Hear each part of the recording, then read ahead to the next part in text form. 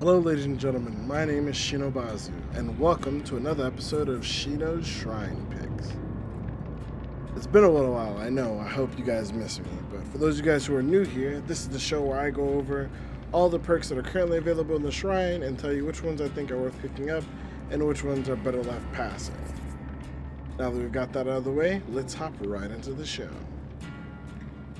Okay, so up first this week we have Remember Me. Now, Remember Me is a perk that comes from Freddy Krueger, so if you don't have the Freddy Krueger DLC, you won't be able to pick this perk up without getting it in the Shrine. That being said, Freddy Krueger is a solo DLC, so it's a little bit cheaper than some of the other ones. And this is the second perk that you'd pick up while leveling Freddy, so this is his level 35 perk. For those who don't know what Remember Me does, basically you become obsessed with one survivor on the team, and every time you strike that survivor before the exit gates are powered, you increase the time that all other survivors have to spend opening the exit gates. This stacks up to 4 times, or for a maximum of 16 seconds. In my personal opinion, this perk is pretty good on its own, works really well with endgame builds. The only problem I'd say I have with this perk currently is the simple fact that you have to hit your obsession, and if you never find your obsession, it can make it really hard to make this perk work. On top of that, it also kind of incentivizes you to tunnel your obsession, because unfortunately, although it makes everyone else opening the gate longer, it doesn't affect your obsession at all, so they can still open gates at normal speed. Meaning, more than likely, you're going to want to hit them as many times as they can to make everyone else opening the gate as long as possible, but that also means that if they manage to make it out alive, or for whatever reason your obsession changes, like the decisive strike, that new person can now open the gate just as quickly, or just as normal, I guess you could say. The main usage for this perk is obviously the buy time endgame. If I had to speak about perks that I think works well with it, or synergizes well with it, it would be things such as Blood Warden, No One Escapes Death, pretty much anything that works really well towards endgame. I'd like to say that this works well with Save the Best for Last, but unfortunately it doesn't, simply based on the fact that Save the Best for Last loses stacks when you hit your obsession, and Remember Me gains stacks when you hit your obsession. You don't really want to use these two in tandem with one another. Generally, what you'd probably end up doing is trying to get your stacks to Remember Me as high as possible, and then using No-Ed and maybe Blood Warden to help seal the deal at the end of the game. This is a very dangerous style to play, but was something that Freddy Krueger used to be extremely strong at. The way Freddy Krueger's been changed now, that's not necessarily something he needs to do, but back in the day, this was one of the strongest ways to play Freddy, was to stack Remember Me with things like Blood Warden and No One Escapes Death. So up next on the killer side of the Shrine of Secrets, we have Agitation. This is a Trapper perk that is the final perk that you unlock with Trapper, meaning it is his level 40 unlockable teachable. Since Trapper is literally the original killer the game comes with, if you haven't already leveled him, all you have to do is get him to level 40 and you'll be able to unlock this perk for all your killers in the game. Agitation does 2 things. One, when picking up or when carrying survivors on your back, or basically picking them up to put them on a hook, you move 18% faster. So it says 18%, you can just kind of round it up to 20. You basically move about 20% faster, so it allows you to travel much faster when carrying survivors, which can be really good if you're dealing with, say, Sabo squads, or just parts of the game where there's like a lot of other survivors to like you're trying to deal with and things like that. The other cool thing Agitation does though is increase your tear radius by 12 meters. Now this is cool for a lot of different reasons depending on the meta that you're currently running, or the rank of survivor or type of survivor you're dealing with. One, having the increased tear radius will make newer survivors really scared, which is why this is really good on a newer Trapper.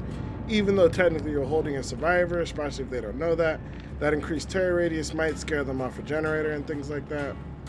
The other thing is this perk synergizes extremely well with one of Trapper's other teachable perks, Unnerving Presence, which basically makes it so whenever you're inside his tear radius, you have a much greater chance of getting a skill check, and reduces the zones, or the effective, or the ability to hit a skill check. It does have perks that it synergizes with really well. Another perk that I feel like this also synergizes extremely well with would be Distressing if you're going for a very large tear radius build, or Colophobia, which basically reduces your healing, Again, great for very large terror radius builds. And the last perk that I think this actually works really well with is barbecue and chili. Now, there's a specific reason for this. When dealing with very high level survivors, one thing that a lot of survivors will do, especially at rank 1, is they'll try to come within range of barbecue and chili. Generally, if you're inside the killer's terror radius, if you're inside the killer's terror radius, you're outside of the range of barbecue and chili. I mean, you're within the 40 meters, so barbecue and chili won't give away your location. What agitation does is it disrupts that range, basically increases your terror radius from 32 meters to 44 meters. So survivors will generally just get barely inside your terror radius at 44 meters, which isn't close enough to hide them from barbecue and chili. But if they're not super keen and don't pick up that you have agitation, this will basically give away their location while they've already decided to move closer towards you, which can be really useful in trying to catch the higher caliber of players in Dead by Daylight. All in all, one of the main things Agitation was created for was just to be able to get survivors to the hook faster, and as kind of a counter of Sabo. Back in the really old days of Dead by Daylight, when hooks didn't come back, it was pretty much almost mandatory that you ran either Agitation or Iron Grasp in order to make sure you get survivors to hook when dealing with Sabo players.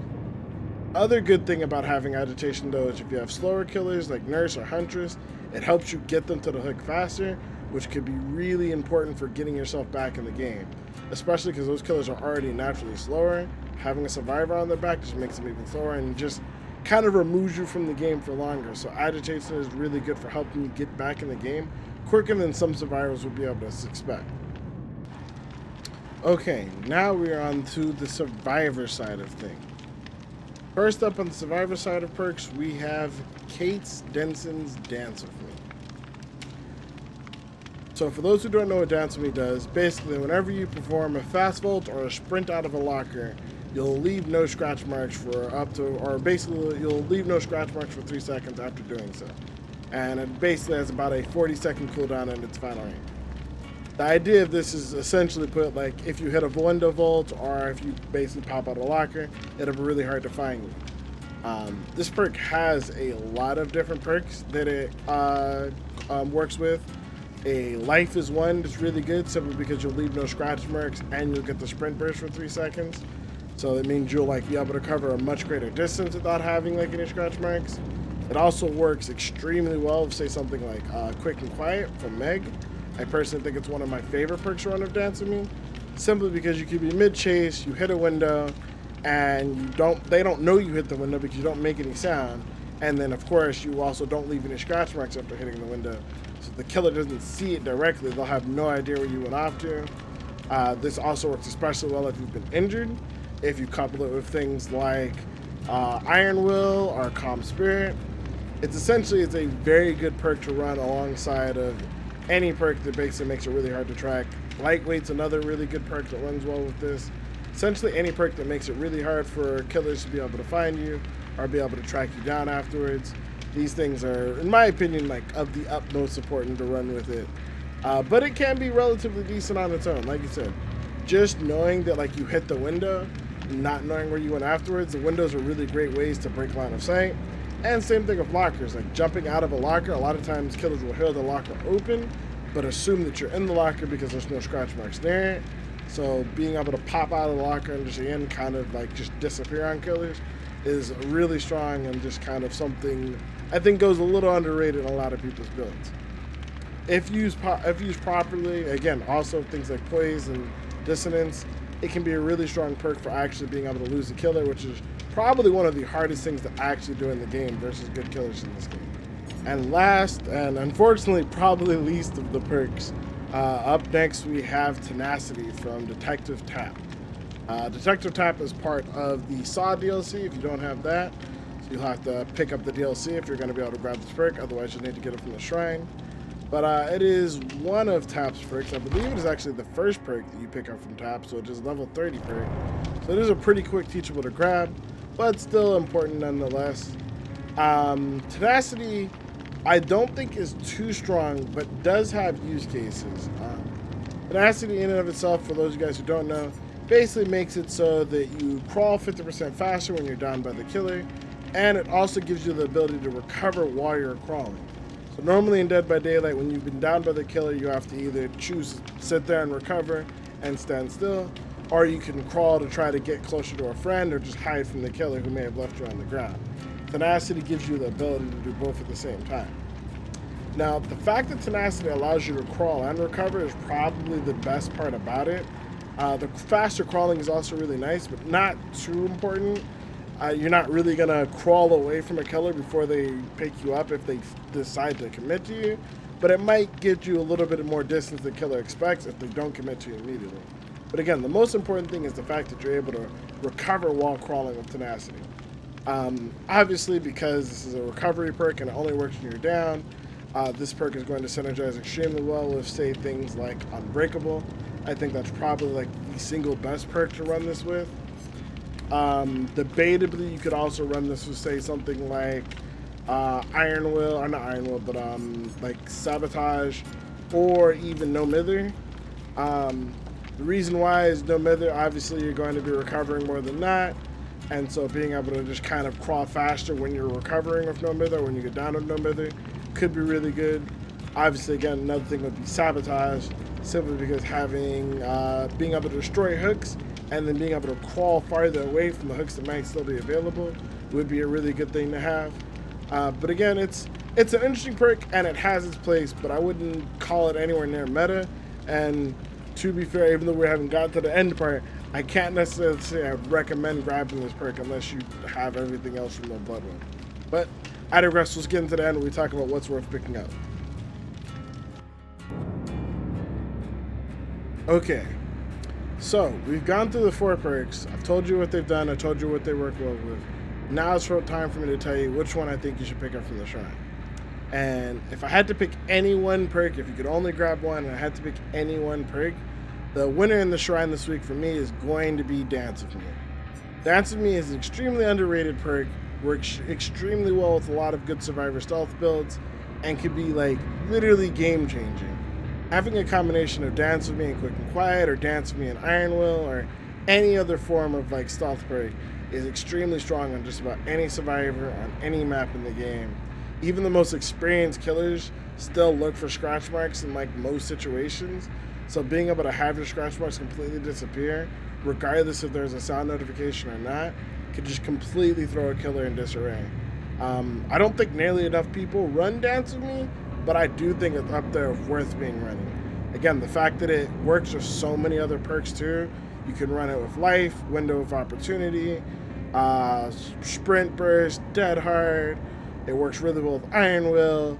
Again, super well with Quick and Quiet, super well with Lightweight, super well with Poise, super well with Distortion. Literally any stealth perk it can synergize extremely well with, and as I said, can be completely game chasing, especially in those super dire chases. So if you had to pick up one perk from the shrine this week, I would probably recommend going with that. Next up was going to be jumping straight over to the killer side and right across, and it's going to be Agitation. Agitation in general is just a really strong perk. It's not super needed all the time, don't get me wrong. However, for killers, having that extra 20% move speed when carrying survivors can actually mean the world. Time is everything for a killer, and you're also, again, significantly slowed down when you're picking up survivors. So having the ability to kind of get up, go out, grab the survivor, and get them on the hook faster, as well as all the other things I talked about, like messing with their terror radius and being able to use things like barbecue and chili, or unnerving presence a little bit more effective, is really good. And just something I think, more importantly, that I guess not a lot of killers like do enough. If I'd say the third one out of this list, we'd be going with Remember Me. The reason why I put Remember Me third is simply because it's not a bad perk. It can actually be extremely strong in my opinion. Just with the current state of obsession perks and how they work, the fact that your obsession can jump around, and the fact that you have to find your obsession to be able to use this perk and then kind of hit that obsession 4 times or multiple times, in my opinion, just makes it a really weak perk overall. Having to rely, any perk that relies on having you to have to find your obsession, I think is, just because it's a 1 in 4, I don't think does really well and doesn't really scale well into the game. And again, just kind of the state of obsessions being able to change and all that other stuff, I don't really think it works well enough to really justify using or really pick as a priority. realistically, it's a nice endgame perk to have, but if I had to be honest, I would personally probably prefer something like Blood Warden or No One Escapes Death over having Remember Me. But that's just my opinion on this. And lastly here, we've got Tenacity. I like this perk. I think it's cool. I think it's a cool concept.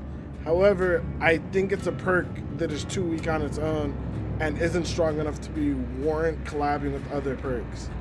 I think Tenacity as is should either be combined with Unbreakable or No Mither, one or the other. As its own, it's a really cool idea, but there's no situation in which Tenacity by itself is going to save you. And I can't justify using two perks for when you're down on the ground. Ideally, you want to use your perks to keep you up as opposed to, you know, worrying about how you're going to get away or what you're going to do once you go down. And again, even though it does give you that extra 50% movement speed when you are crawling, any killer who commits to picking you up immediately after downing you isn't going to lose you based on that 50% speed. If it was maybe 100% speed, I could maybe consider it. But again, as it stands, it's something that is going to need to be looked at pretty soon by the devs. And I hope that when they're looking at some of the pigs' abilities, that they decide to take a look at some of Taps as well, and maybe give these perks the buff that they need to actually get used. If it was 100% crawl speed, I might consider it, but at 50%, it's just not fast enough to make a real impact in the game. And I can't think of a single game where having Tenacity, even when trying to use it, like make plays around using it, I can't think of a single time where having Tenacity was the reason I managed to get out alive.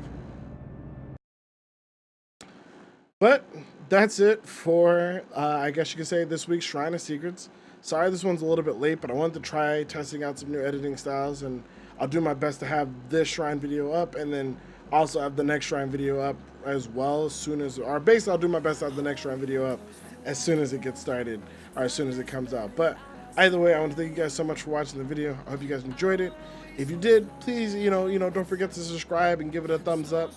Or, share with a friend if you think there might be some interesting information for them there. And last and foremost, if you want to ask me about any of these perks or any other perk combination or anything like that in the future, you're always welcome to stop by my Twitch stream. I'm streaming just about every day from 1 p.m. to 6 p.m. is kind of our new time frame. We'll see how long that goes, but we're streaming Monday through Friday, PST, so you're more than welcome to come by and say hi. But other than that, I want to thank you guys so much for watching. Until next time, my name has been ShinoBazu. This has been ShinoDBD, and I'll catch you guys next time.